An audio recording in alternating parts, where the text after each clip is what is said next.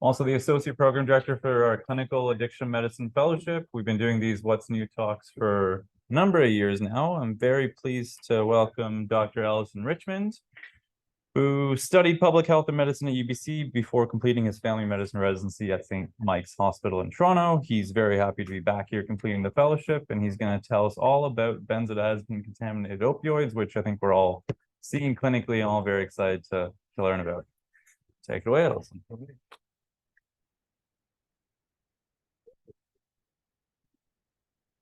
Thanks, everybody. Thank you for coming. Thanks for the introduction. There are lots of slides. I'm going to purposely blaze through the first little bit so we can spend a bit more time at the end. That is intentional. Let's see if this works. I have no disclosures. And I do, of course, want to acknowledge that I, like many of us, are settlers here on this land. I kind of like these maps that nativeland.ca generates showing some overlapping historical lands that I think you might check out at some point.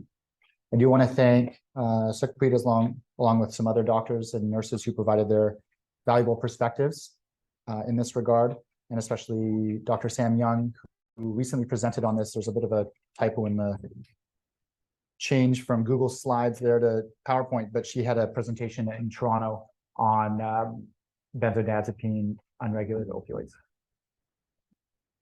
I do want to acknowledge, of course, that data are limited. There are not lots of guidelines or guidance in general on this topic. And this is not medical advice. And certainly the quotes or the feedback that I received from some of those nurses and doctors that I mentioned here, that's also not medical advice. The goal here is just to get us all caught up on the trends, what's been changing, and then a little bit of learning on clinical assessment and management. The outline is, first we'll talk about those trends. I'll back up and just do a rapid fire review of opioids and benzos themselves. And then we'll go back to benzodope itself. So that's the benzodiazepine-adulterated or contaminated illicit opioid supply. We'll talk about overdose and withdrawal. So first, the trends. So in 2010, there was a shortage of heroin in England that was reported on. And people started becoming worried that there was quite a few adulterations in the illicit heroin supply. People were worried that they were being sedated from this. This is a 2015 paper that sort of quotes some of the experiences of these people. People were worried about contamination. They frequently mentioned benzos, and they also mentioned memory loss in the context of what they presumed were benzodiazepine-contaminated heroin. There were increased reports of deaths. And many of these cases, there was mention of benzodiazepines. And this was actually confirmed with some lab testing. So there was tox analysis that would show a bit of a typo there, I think, alprazolam, along with other contaminants. So this is back in 2010. And then more locally, CBC reported April 2019 about atizolam mixed in with the illicit opioid supply here. A year later, Toronto Public Health, this is a poster by the Works/Toronto Public Health, mentioning a warning to people looking for blackouts and memory loss and slurred speech, which was a caution about potential benzodiazepines. And similarly, across Ontario, this began to spread. This is Cornwall area, mixtures of fentanyl and what they call strong benzos. And this was picked up in the popular media. This is Vice in 2021, talking about fentanyl and atizolam. There's actually some YouTube or like video series created by Vice producers as well about the rise of benzodope, featuring some patient or client experiences that are very powerful. This started showing up as well in, oh, I'm so close to the camera, I just realized, sorry. In overdose deaths. So this is a huge sample across the US collected by the CDC, and the yellow number is benzos in combination with opioids other than methadone. And this, of course, this is in overdose deaths. And then the term I'm using here, benzodope, is something that really came into the rise according to Google Trends in 2021, 2022, but mostly mentioned here in Canada and the US. I'm not really familiar, but I'm sure there's other terminology used elsewhere. I used a little bit of blue in the UK as well. So then there was a report April 2020 by the Canadian Centre on Substance Use and Addiction, just talking generally about adulterants / contaminants in illegal or illicit drugs. And here they just talked about, these are people who were presuming they were buying opioids. This is from drug checking data, so not overdose deaths, not toxicology data, but showing there was just less than 1%. So that's in 2020. And then the drug checking kind of was variable across the country. They only had a few samples, but or a few areas, but BC was one of them. And mentioning, you can probably see the flubrazolam, flubromazolam and atizolam there. But then, and this is important, in 2021, the end of 2021, the same Canadian Centre on Substance Use and Addiction issued this bulletin warning people about what they called at this point non-medical benzos, non-medical use of benzodiazepines in the unregulated drug supply. And they warned essentially back then, obviously this was reported at the end of 2021, so there was quite a bit of buildup before that, that COVID had really messed up the illicit drug supply. Also the patterns of use was becoming more unstable for people. They found that people were increasingly susceptible to adulterated substances, many of which were unfamiliar to people. So they listed these 3 reasons that I'm going to summarize. You don't have to read giant blocks of text, but this is, I think, significant and why I think it well sums up why I think this is important. First of all, there's poisonings that are happening that can be fatal. That's the combination of opioids and benzos put together. These complicated combination overdoses can be difficult to reverse. And that you can also develop tolerance and thus withdrawal, sometimes unwittingly, if people are consuming benzodiazepines that they're not intending to consume, or they're not sure what's in what they're getting. I think that's important. So we've got deaths, we've got hard to treat overdoses and poisonings, and we've got tolerance and possible withdrawal developing in people who otherwise wouldn't expect it. Looking more locally, this is a publication here by a local group talking about there might be some changes. So based on check week, and again, there's lots of things that could contribute to changes in what people present for drug checking. This is people voluntarily bringing their drugs forward to have it looked at. But they found that, well, there's supposed to be a little bar around there, that there was increased prevalence ratios of benzos in what people thought would be opioids during check week. This is another local paper from collecting data from 2018 to January 2020.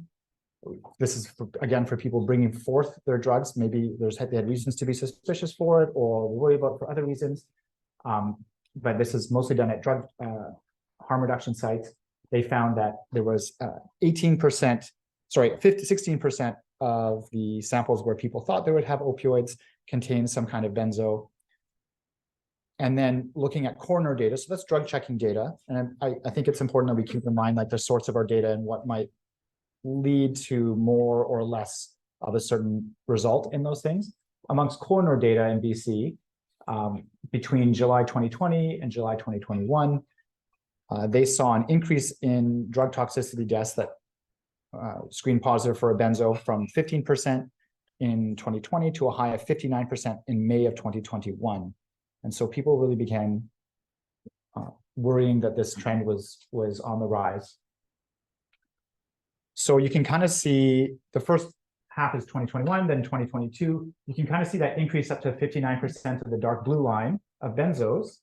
This is, again, drug toxicity deaths since that report, or including that report. But if you just isolate the dark blue line, maybe the role of benzos in these drug overdose deaths is actually decreasing.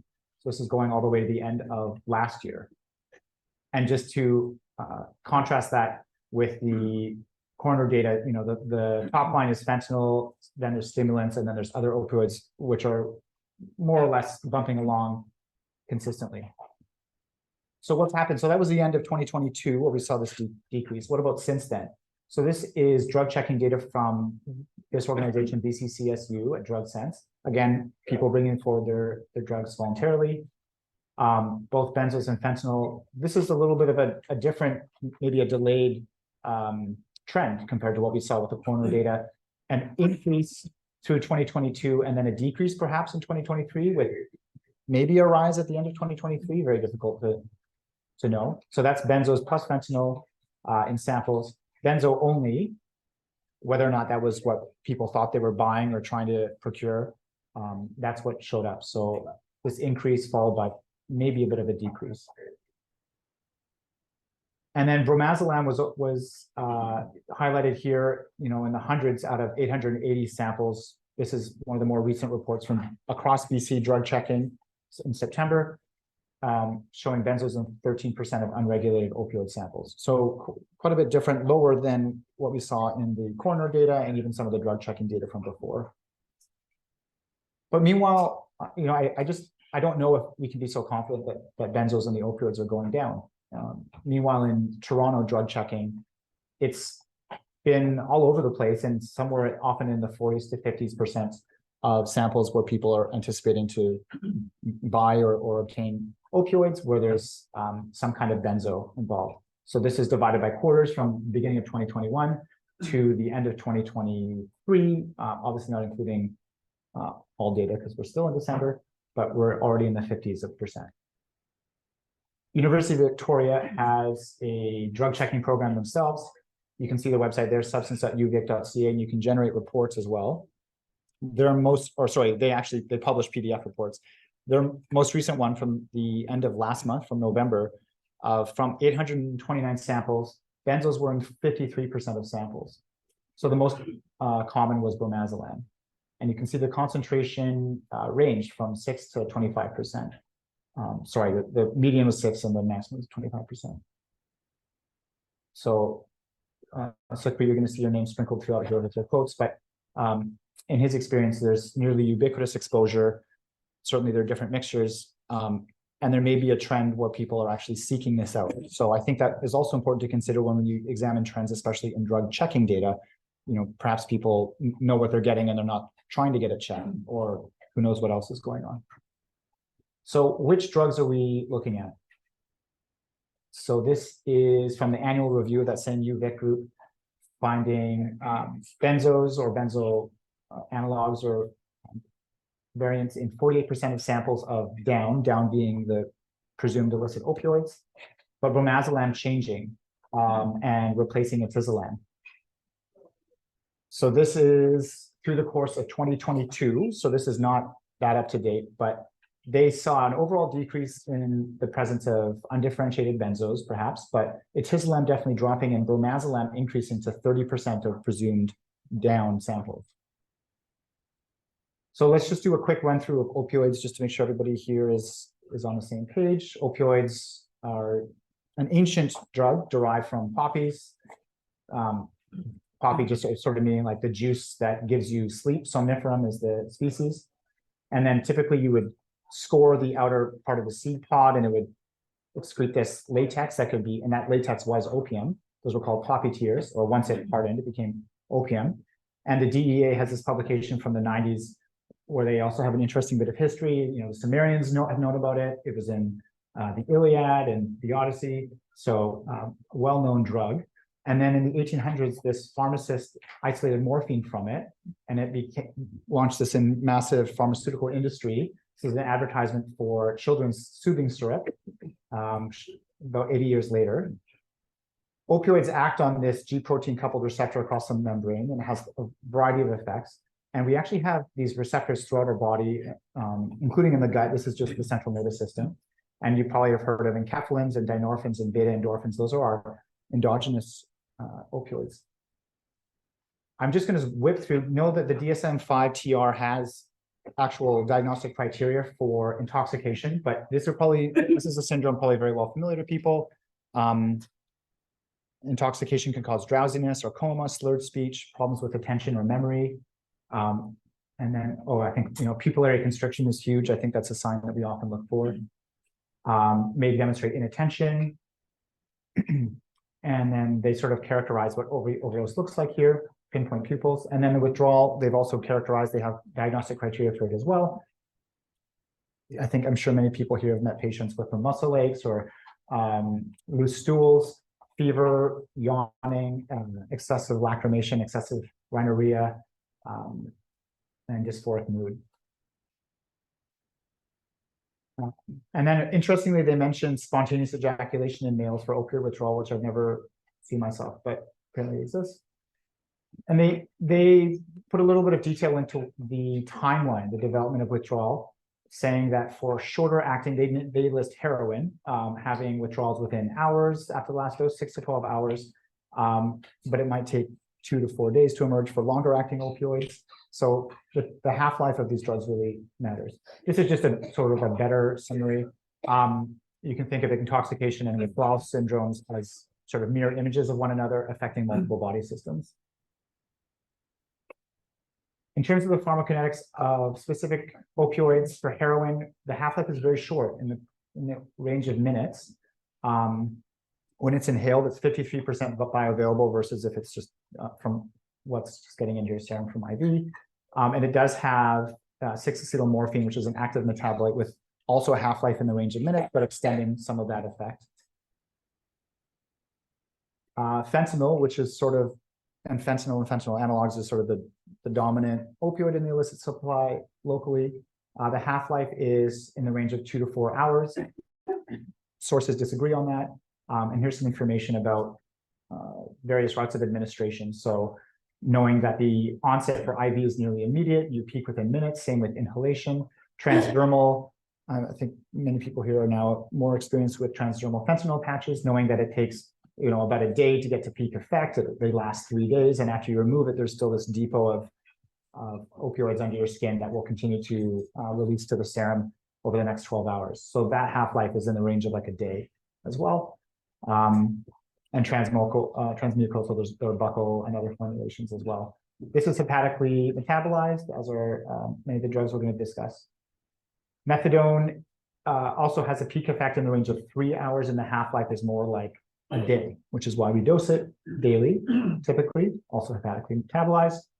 And then hydromorphone, it depends on your route of administration and the formulation. So there's immediate release oral, there's extended release oral, where you see half-life in the orders of 2 to 3 hours, 11 hours, or sort of for IV, 2 hours.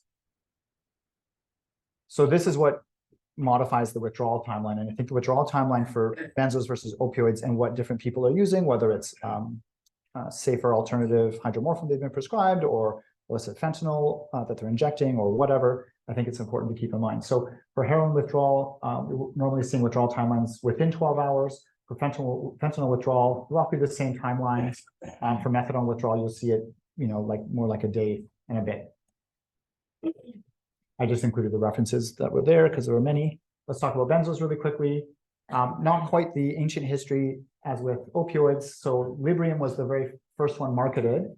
There's some interesting ads because I think they're absolutely wacky. But in the 50s, this chemist identified the first benzo, and then it was marketed as Librium, and then diazepam, Valium, followed shortly after in 1963. And then proceeded to have all kinds of interesting advertisements, which I find terrifying. This is one for Valium itself. You may hear patients mention bars. I haven't heard caffeine as much, but I hear a lot about bars or blues or roofies sometimes. And we also prescribe these, of course, quite often. So oxazepam, lorazepam, clobazam, midaz. And these have multiple effects. So they're classified as anticonvulsants, anxiolytics, and hypnotics. The traditional dogma is that there aren't naturally occurring benzos in the brain, but in some morgue data, they have isolated benzo-like molecules. So maybe there's a more complicated picture than we know. They act on the GABA receptor. They bind allosterically to it to modify its conformation to potentiate the action of GABA. And what GABA does is the end effect is that they're potentiating the influx of chloride, which will hyperpolarize the cell. So it's generally a depressant. It's going to reduce synaptic transmission and firing, and that's why it's considered a CNS depressant. So it has these beneficial effects where you might want hypnosis, you might want anxiolysis, and then of course the overdose toxidrome is going to look very similar to this, but to a greater degree. DSM-5 again has other criteria for the class of medications, sedatives, hypnotics, or anxiolytics. But again, it's things that you're probably familiar with, right? So inattention, memory, all the way to stupor or coma. Slurred speech, discoordination. I think of it as sort of CNS depression with normal or near normal vitals, with a caveat on the vitals part. So that's what, I'm sure many people here have seen, maybe you've even taken benzos, they're often prescribed, sedation, slurred speech, sometimes nystagmus and ataxia. Respiratory compromise is uncommon, again, with some caveats, but you can also get some other things from the administration from doctors for things like diazepam, lorazepam IV. You can get like a wide ion gap metabolic acidosis and some resultant problems from that as well. So when I talked about respiratory compromise being uncommon, it sort of depends. So people often, like, their muscles loosen up, they might fall or sit in a funny position, and they may get airway obstruction. And with large ingestions, you can get hypothermia, bradycardia, and hypotension as well. So then the withdrawal syndrome is, again, the mirror image. We're thinking of nausea, vomiting, tremors, agitation, anxiety, even to the point of seizures. You might get these illusions or hallucinations. I'll go through all of this as well. Oh, this is helpful. Again, the course of the withdrawal syndrome generally predicted by the half-life. That's important to keep in mind. That the longer the substance has been taken, the higher the dosage is used, the more likely there will be severe withdrawal. So this is changing. So as our local illicit drug supply is changing, where perhaps benzos are becoming more prevalent or maybe more sought after by some patients, people will have this longer term exposure, which is going to predispose them to the more severe withdrawal. So there's sort of a long-term change in the GABA receptor itself. When you remove the chronic benzo, then you're going to get more excitation, essentially. So those are the classic features that we already mentioned. And this is just another slide that's more nicely laid out than the DSM. In terms of the pharmacokinetics, they're rapidly absorbed by the GI. Of course, in the context of what we're talking about today, a lot of people are smoking or injecting as well. Many of them have they're hepatically metabolized as well. They have active metabolites. So for example, diazepam, part of the reason it has such an effectively long half-life, besides the molecule itself, is it has these active metabolites that also have even longer half-lives. And that's what this slide is about. So just focusing on the purple, diazepam has a half-life of 20 to 80 hours, but it also has these active metabolites where you'll even get 40 to 120 hours. And then Ativan or lorazepam, we often think of as like a more shorter acting one, but its half-life is actually in the range of 10 to 20 hours. So it's still like quite long. I know anecdotally, and especially emerge docs in the audience might say, well, it doesn't seem to last that long, which is why people often will turn to diazepam if they want a longer acting one in a CWEL protocol or whatever. But nonetheless, this is the range of the half-lives, and contrast that in your minds with what we showed about opioids when we think about what it looks like when they're together. So the acute withdrawal syndrome can take days to present. And then there's often this like months long protracted withdrawal syndrome, which is why it's often difficult for people in primary care to deprescribe, for example. But it does depend on the half-life. So the half-life, if it's short, can result in withdrawal within hours as opposed to days, or it can be longer. It can come, 5, 6, 7 days later. So let's talk back about contaminants, the contaminated supply. So remember, tisalam seemed to be going down. This is last year. We're a whole year away from this report. And bromazolam seemed to be trending upward. Specifically talking about tisalam. So this was initially marketed in Japan in the late 70s, early 80s. But it started to become implicated. There were case reports from around the world in the early 2010s about drug toxicity deaths. Apparently it's known as ETIS or ETIZI. I've never heard anybody call it that, but I haven't been around that long. And it has been authorized in some countries, as you can see at the bottom, so it's cut off, but for anxiolytic effects, depression, and somatization symptoms, and muscle relaxation. It has a half-life of about 6 hours, but there are multiple sources, including a BCCSU one that listed, I think, as having 7 to 15, along with its own active metabolites that have, again, a half-life in the order of 7 to 15 hours. So quite a bit of range of what I've seen in the sources, but it's in hours. And it's also rapidly absorbed. And it's Oh yeah, and then they often get max plasma levels in hours if it is taken orally. It has sort of the typical adverse effects in withdrawal that you might expect. I just wanted to highlight, there's some in withdrawal, you might get jerking followed by confusion, and there's paradoxical excitation with adverse effects. And in terms of our ability to test for it, one of my sources said that our point of care testing here in BC has a sensitivity of 50 to 70%. So present, but not fantastic. Versus bromazolam, chemically related to alprazolam. Not a lot of information. A lot of people, if you look at their sources, they're checking Reddit and online forums where people who have experience using it or having a conversation about what they're seeking. You know, I'm trying to buy something on the dark web. What are people looking at? That's where a lot of this information, especially on the pharmacokinetics, comes from.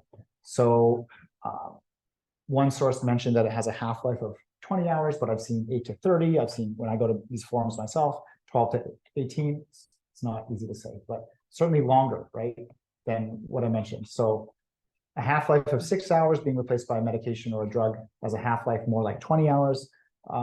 If that trend were to continue, and again, this is UVic, this is last year, but if that trend were to be present with what people are actually experiencing, that's certainly cause for reflection and maybe concern. Okay, so this is what we're really talking about, which is benzodope, but hopefully that gave you a bit of a background. So I do want to talk a little bit, just to break down the outline here. We're going to talk about what it's like. We're going to talk about the outcomes briefly, and then we're going to talk about overdose, followed by withdrawal. So in terms of what it's like, this is a quote from, this is in personal communication. All these things are personal communication. But that people feel like it staves off withdrawal when they're using it in combination. The presence of benzodiazepines kind of extends it. And then this is an interesting article written by a person with lived experience saying that the benzos, you might hear this as well, benzos give it legs. Similar to what people said about trank dope, which, or xylazine gives it legs. So benzos gives it legs. Fentanyl is great, but it's so short acting, and some people are seeking this out. This person said, benzodope is like eating a bite of warm apple pie to me when I can remember what and how much I'm taking. So already highlighting the memory concerns. Another nurse mentioned that they're worried about just people completely losing time, no memory of what's happening, and leaving people who are already so vulnerable, of course, and already taking an opioid, now increasingly vulnerable, especially to physical or sexual violence, without any awareness, perhaps, of these events taking place.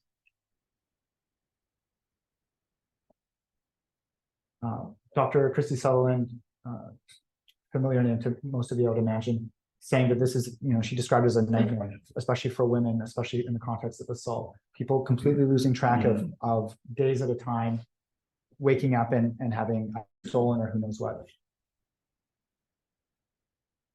We know a little bit about the outcomes from this, and I think a lot of people here might have clinical experience in the same as well.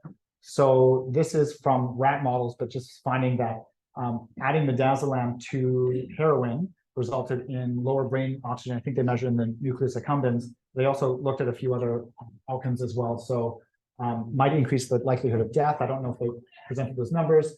But there's also that change in body position, which could include the airway, what they call the secondary hypoxic phase. So I think thinking of benzos as not really affecting respiration is like maybe a bit too simplified. A local group here as well, Kate and Alexis, etc., talking about how the prescription of benzos or Z drugs, they combine them together, and we can think of them similarly, increase the risk of overdose, and this is like for opioid overdoses with an odds ratio of 2.6 here. If they have this is for prescribed medications, but changing the outcomes when it comes to overdoses, usually on an illicit opioid. And then this isn't like an apples to apples comparison, but this is poison control data. This is a publication from 2014 saying that the combination of methadone and benzos, those patients were 4 times as likely to require naloxone or to get intubated than people on the combination of buprenorphine and benzos. And as Sam Young highlighted in her presentation before, like this is one of the reasons there's increased caution around methadone and benzo prescription, or methadone prescription in the context of benzos. This is the This is another article talking about, it's not really like a systematic review, but they sort of did a review of some of the literature talking about overall the combination increases the risk of harms and deaths, saying there was a change in the tidal volume. So again, highlighting some of the respiratory compromise possible from benzos. And we know that withdrawal is bad as well. Just looking at the COWS score and certain elements of it, the COWS, people tend to score higher on COWS, which is meant for opioid withdrawal, when there's also benzodiazepine, what they call dependence. So codependent patients had significantly more opiate withdrawal syndromes, exacerbating the symptoms. Okay, so let's talk about combined overdose. So Dr. Brooks is one of the the addiction docs here, saying, you know, this might look like an opioid overdose, but the pupils will reverse, but then they remain sedated and continue to have some of that respiratory depression. This nurse was mentioning that there may be a difference in the timeline, that as opposed to a more quick on, quick off, you may see a very slow overdose or a slow recovery from an overdose. In terms of, this is a little bit of recognition, a little bit of management, but you know, you get a picture of it when you administer Narcan and see what happens to that. But these people may just continue to be difficult to rouse. The BCCDC had this bulletin in the spring where they just talked about how you could look for it. But this is when you're thinking about it when there's prolonged sedation, even after breathing has returned to normal. I think the big thing when we think about management is just keep it simple. The big thing is ABCs, and probably the biggest thing there is going to be your oxygen level. So this is from the BCCSU from 2 years ago, just saying, helping people know like the sedation itself is not life-threatening as long as they can breathe. And so that should be your main takeaway in terms of management. Dr. Brooks also just basically said, like, if they're breathing and their oxygen is okay, you can just watch them. If their oxygen drops, you can give Narcan, and if the Narcan doesn't help, you can give supplemental oxygen, and if you need to, you can bag them, and you can bag them for as long as you need until their state improves. This nurse sort of highlighted the same thing. It's really about airway and oxygen, with Narcan first to kind of take care of the opioid component. Just a quick note about reversal. I feel like flumazenil comes up as a question, especially amongst learners. So this is like a GABA, it kicks off GABA, or benzos rather. So lots of cautions if you read any of the literature about it. Basically, you should be prepared to manage seizures. It's it's not unlikely to precipitate a seizure in these people, and it does not actually reverse, of course, the effects of opioids. So if that's part of what you're thinking is leading to your problem, you're not going to help yourself there. And it's also mentioned by the BCCSU, sort of saying the risks outweigh the potential benefits. Okay, so how to recognize combined withdrawal. So there's lots of papers who try to like kind of talk about the different constellation of symptoms. Here's one, here's another. You can kind of see what's in the middle and the overlap. And here's another, and then I tried to do my own thing. So the both is the purple in the middle. So there's obviously some symptoms and some signs that belong to both, but some signs and symptoms that are more indicative of one or the other. And some of the people I interviewed actually would list some things that I seem to be not fully aligned with the literature in terms of what other people have seen. So I think there is some variability here. But yeah, I mean, if you're looking at seizure, if you're looking at photophobia, tactile disturbances, hallucinations, I think that's more in the line with benzo withdrawal. Whereas if you get that sort of wet picture, like wet nose, runny nose, wet eyes, that's more in the opioid picture. And then there's some overlap in between. So how do we assess the risk for potential withdrawal? So that's what withdrawal looks like. What is it? How do we know what to look for? This is one of the detox centers here uses this blue screening tool. Maybe some people have worked at Vancouver Detox. But first, they ask, like, how often do you use your down? How long have you been using, and how much do you use it? And then there's higher risk points if you have had benzo withdrawal in the past, or you're using substances that you know or suspect have benzos in it. You've had seizures. you've had perceptual disturbances or disorientation. And crucially, same with how we manage things, your withdrawal symptoms are not relieved by opioids. So, when you're withdrawing and someone administers or you take yourself some kind of opioid, does it help your withdrawal or not? And that's a good hint about whether or not there's something else in there. Dr. Claire also talks about, stratifying this risk by whether or not people are looking for it. If they've experienced withdrawal before, depending on the setting, CWAL may be appropriate, but underline that not everybody's at risk. So really think about the specific symptoms and think back to that blue, purple, red, something like that, some kind of schema that you have yourself to really try to differentiate the withdrawal picture. Dr. Brooks is also talking about, again, those specific symptoms or features, or signs and symptoms, treating your opioids first, and if it's not responding, then add benzos. So it all kind of fits together with how people both risk stratify and manage. Talking about management, specifically opioids first, and then you might see things that come up. She said that odds are the toxidrome is opioid withdrawal from her clinical experience. And caution that benzos might make everybody feel better, but you might be clouding the picture. That doesn't necessarily mean that what they're experiencing is driven by an opioid withdrawal. And if you go too far, too fast, too high with your benzos off the bat, then you may be providing more than they require. You may be overestimating their needs. And then you may actually have a harder time coming down from that high level because now you've set yourself up for a taper that has to go like from a higher place, whether that means it takes longer or you need to go more precipitously. Dr. Claire was talking about how in his practice, actually, most people have low benzo requirements. And again, if people are mobile or they're going to and from your clinic or wherever you're working and continuing to use, if they are naturally using less and less benzodope, then they'll taper the benzo burden within themselves automatically. So further to the management, schedule the opioids to match their need, reassess, and if you need to, then you can add on your benzos. This is an example, or you may use symptom triggered, or you may use both in combination. But again, underlying that most people don't need much. Dr. Brooks kind of cautions, a lot of people say they're in benzo withdrawal. They may not actually be. A lot of their symptoms, even if they're really convinced they're benzo withdrawal, may be attributed to opioid withdrawal. And then sort of, I didn't bold it, but the bottom here, like there are community providers who are probably using benzos, treating benzo, presumed benzo withdrawal with benzos, but for people who are actively using opioids, and now you're creating another, you may be layering problems upon one another. Dr. Sutherland sort of underlines that there's no obvious literature to guide the provision of benzos. And so, and there's a lot of harms with providing benzos, especially if people are continuing to use. So that's something to be really cautious about, in contrast to how she prescribes OAT.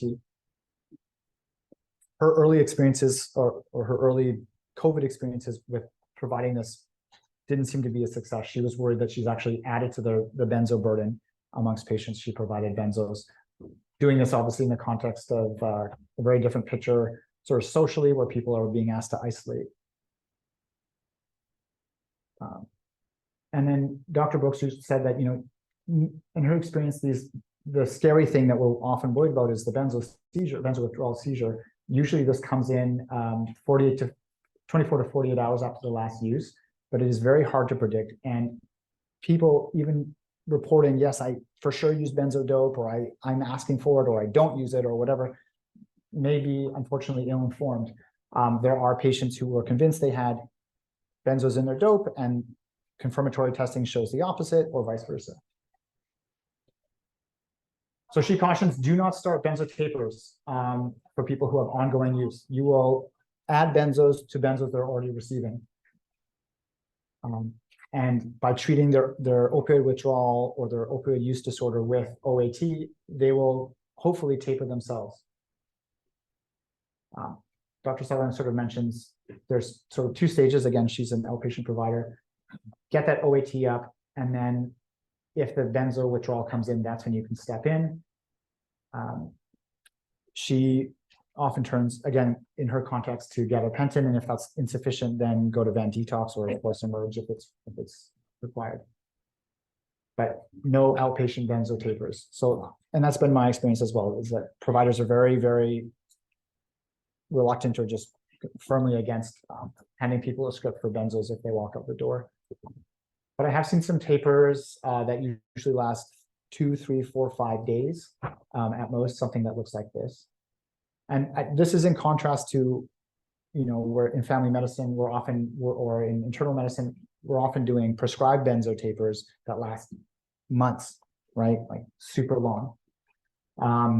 This is deprescribing.org's guidelines on the same. So going by 10 to 25% every 2 to 3 weeks. Okay, so that's benzodope. What do we need? I'll end with this last quote. People want to know what's in their substances so they can be aware of the potential impacts.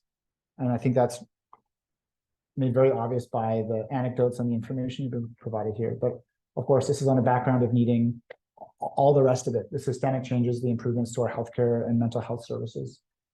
So I'll leave it at that. Thank you very much.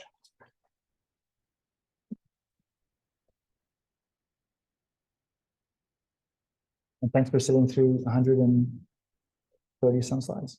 Yeah.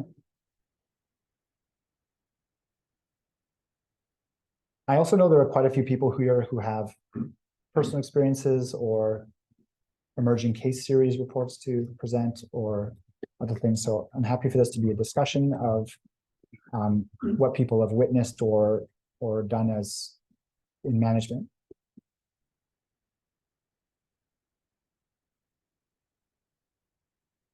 I'll also check the chat.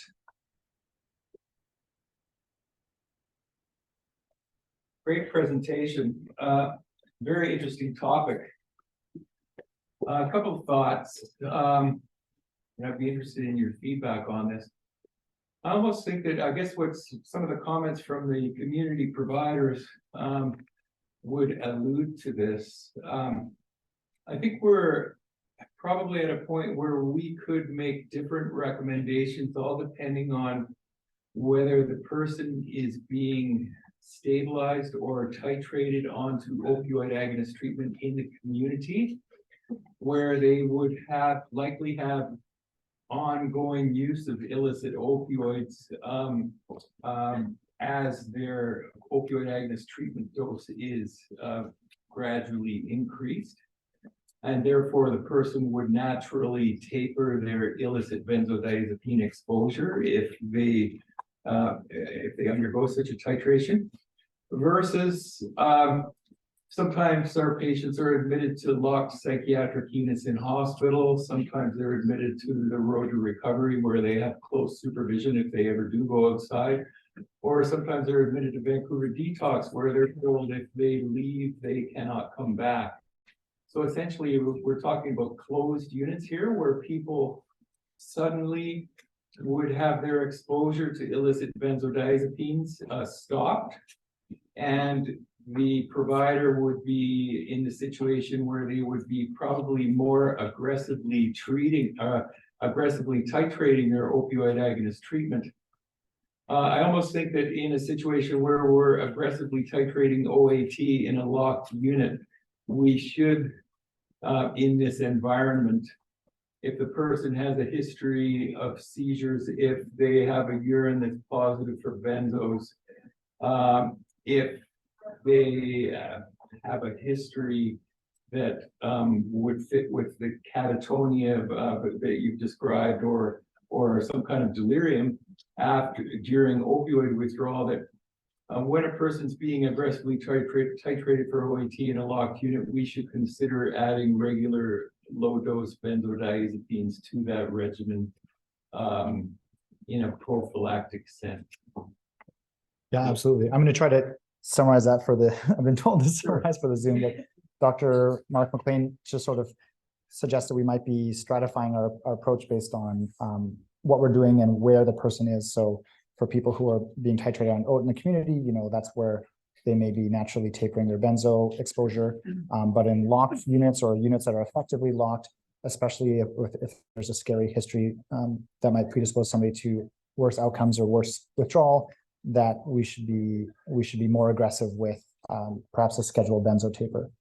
And so maybe we need to be thinking of it very setting this dependent. Yeah. Is that? Yeah.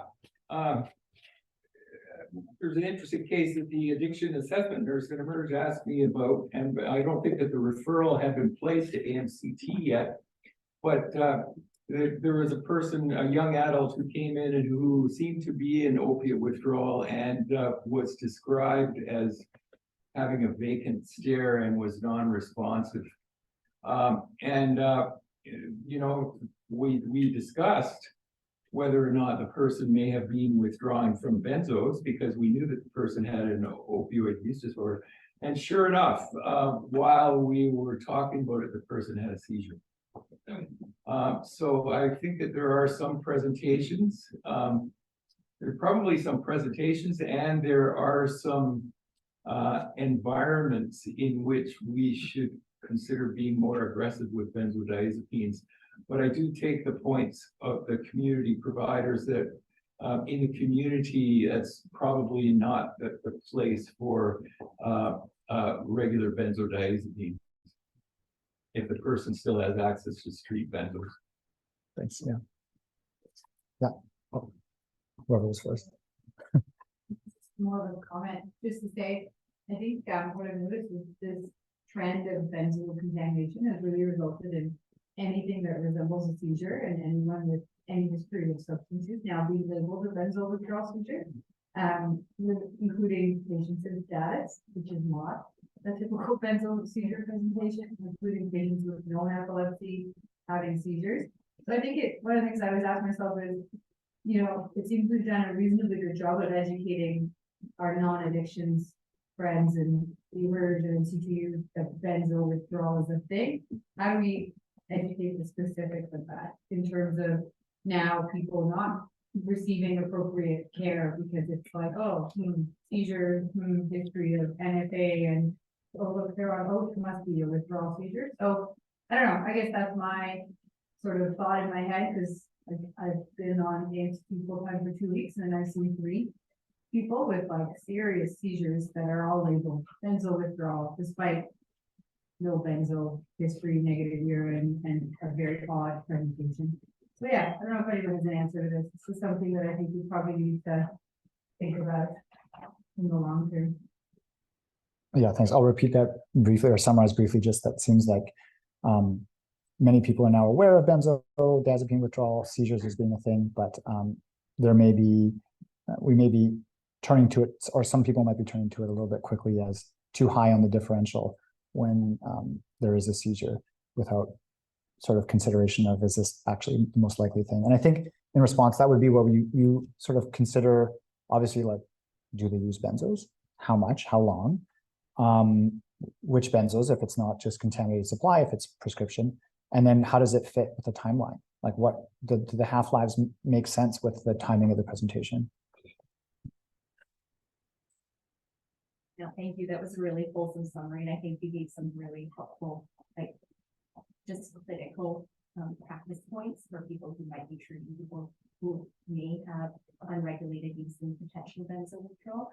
I just wanted to point out kind of the counter presentation that you might see is I'm starting to see like a worrisome trend also of people on very high opioid agonist therapy doses after they've been stabilized on their opioids because we've missed benzo withdrawal. So I think this talk is really important to have it on their differential to think about, could this be benzo withdrawal that we're missing as well, instead of ongoing titration of opioid doses beyond 200 milligrams of methadone, people who would have been stabilized on Sublocade, but now we're starting to prescribe other opiates or transition them back to other opioid agonist therapy because we think it's opioid withdrawal, and so make sure we consider benzo withdrawal. Okay, I really want to thank you for that. I wanted to have a slide on this. I couldn't find information that wasn't just me quoting myself, because I think this is something I've been thinking about. The point was just made that let's not there may be times when we're just continuously up titrating OAT because people are presenting with withdrawal symptoms, and we just try to treat what is actually benzo withdrawal with higher and higher doses of OAT. We're ultimately not actually helping their presenting complaint, and we're leaving them on much higher doses of OAT. And this is something I've been suspicious of for a long time now. And, you know, I think that's where you really think about the setting. does this even make sense? Like, is their tolerance actually just going that high? Is it even possible based on the setting they're in or the medications they've been prescribed? Or are we, are we jamming the wrong button? Yeah, no, thank you. I couldn't find anything on that, but that is something I'm very cautious of. We're just treating a withdrawal symptom with the wrong agonist. Yeah. And I think then again, to Dr. McLean's point, if the setting is right, then maybe we need to be a bit more aggressive, because if they're not walking out of the door with a benzo script, then maybe what we're, a short course of benzos, even if we're wrong some of the time, may be causing less harm. I think that's an opinion, not advice. The problem there is that, this is, I think it's a great overview. It's really discouraging to talk because we have the answers. But this is arguably the most pressing question facing us in addiction medicine right now, is how to navigate this situation, which is underappreciated, sometimes overappreciated, and changing so fast. Right here, we're talking about bromazepam, and now we're seeing more like benzodiazepine in supply. Does that change things? Maybe. I don't know. We're talking about tizolam a year ago, that changed bromazepam. Are those significant changes? We don't even know. I get more phone calls about this question from around the province than any other question related to addiction medicine.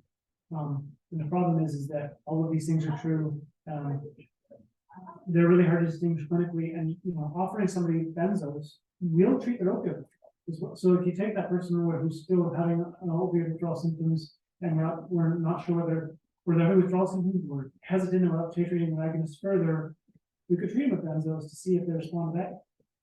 It's not it's a pretty crude tool though. They're gonna feel better on the diazepam, whether this is opioid withdrawal or benzo withdrawal, a mix of both. So there's such an overlap and lack of ability to distinguish one from the other that the only advice that I've ever been able to provide is proceed really carefully and cautiously and use discretion. But none of us, I don't think any of us are confident in what we're doing.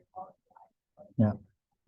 And for the people online, Dr. Bach just kind of underlined, this continues to be one of the biggest challenges. The source of maybe the majority of the calls he gets on the provincial consultant line, and the only advice that we can routinely give is to be cautious and use your clinical judgment.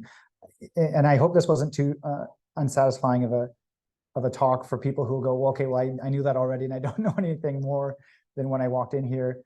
I guess, it might also have to do with changing how we assess, considering something like that blue, purple, red slide, and maybe there's at some point we'll have some sort of tool that helps us grade where people are on that gradient from benzo to opioid withdrawal, because it can be tricky. And he also underlined, of course, that if we go too far the other way, then we're treating opioid withdrawal with benzos, and that will make people feel better. That will reduce their signs, some of the symptoms. You can look at the chat. Courtney says, in your research, have you found that benzo withdrawal has affected OAT retention, particularly for people with the goal of abstinence? Providers I've been working with have been finding it harder to retain folks in OAT titration and care, and attribute this to untreated benzo withdrawal, particularly in settings like detox or locked units. So I guess it may be wondering about retention and care afterwards. Does anybody have a comment on that? Retention in OAT in the province has been steadily declining for the past more than 5 years, almost 10 years. But there's a lot of contributors to that. Some of it may be undetected or undertreated benzo withdrawal. Some of it is a recognized recognition that traditional dosing of agonist therapy is not as effective for high potency opioids, which is actually not really well grounded in data, but I think that's become a pretty universal observation. And part of it's the fact that we've actually done a really good job of accessing people who historically we haven't been able to engage in treatment, and are presumably a little bit more tenuous. So certainly our retention rates have been steadily declining for like a decade, but it's really kind of complicated to tease out why. There's many factors. And for those online, Dr. Bach just said that retention rates have been dropping for 5 to 10 years, probably multifactorial. Could have something to do with that, could have something to do with being undertreated, or that we're actually reaching patients better who otherwise wouldn't be. previously, but probably complicated. Thanks for that question, Courtney. Another comment, somebody said, oh, Courtney also says bromazolam continues to be the most prevalent benzo contaminant on the island. That's all. Any other questions, comments, final advice? Rhetorical questions. Thanks, everybody.